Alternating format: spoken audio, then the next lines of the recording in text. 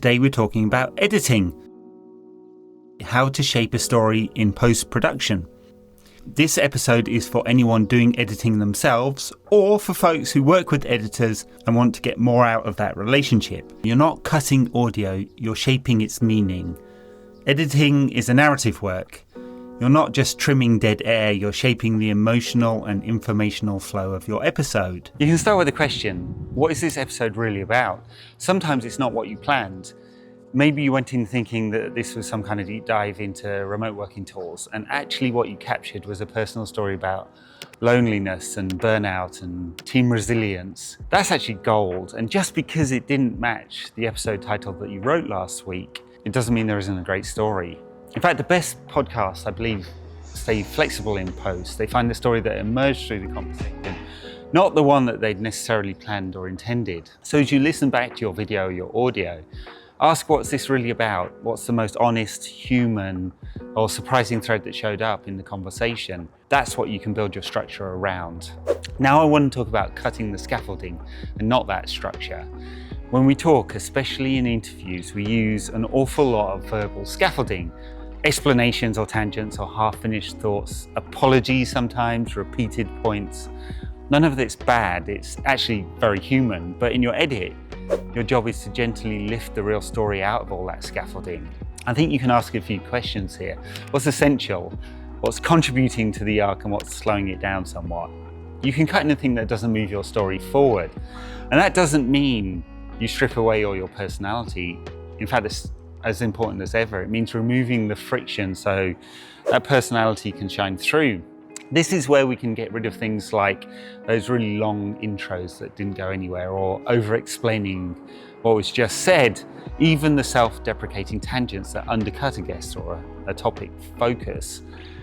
You definitely want to cut the jokes that didn't land, and we've all done a few of those.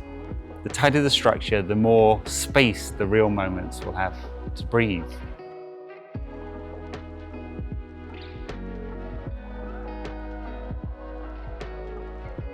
Sometimes the right story is just out of order.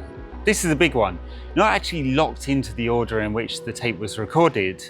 Just because a guest said something at the end of the interview doesn't mean it has to stay there. In fact, I think the big things, some of your best openers, your opening hook, a cold open, might have come in the last 5 minutes of the conversation. If a guest shared a powerful story, you might want to move it up to the front. You can use it to frame the rest of your episode. Or you can take that powerful conclusion and wrap around a thread from earlier that gives it some weight. Structure is actually yours to play with.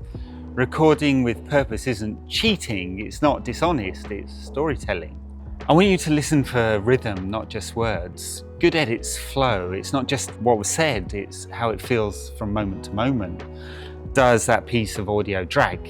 Are there too many similar beats in a row? Did you hit the same note emotionally too many times without some variation?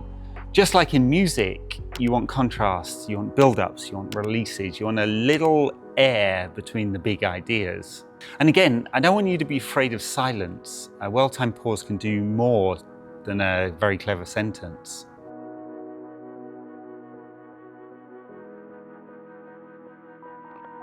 If you're working with an editor, talk about story first with them.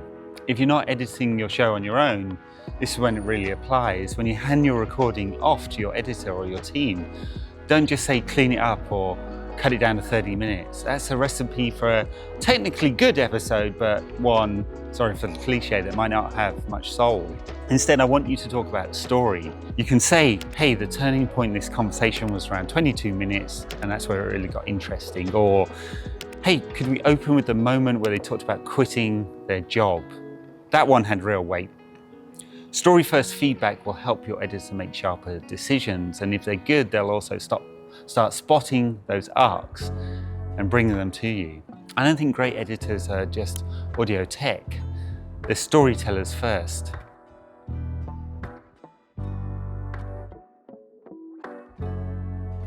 A final thought in this video: editing has its own style, and I think you'll be able to find yours. Early on, I think I made a mistake of chasing perfection. I thought that the cleaner and the tighter and the more polished it was, the better. I took out all those ums and ers and silences. But the truth is, human moments do really matter. A little stutter, a pause, a breath, They make your show feel real. Editing isn't about sanding everything down until it's smooth. It's about knowing what to leave in and why. So give yourself permission here to evolve your editing voice over time.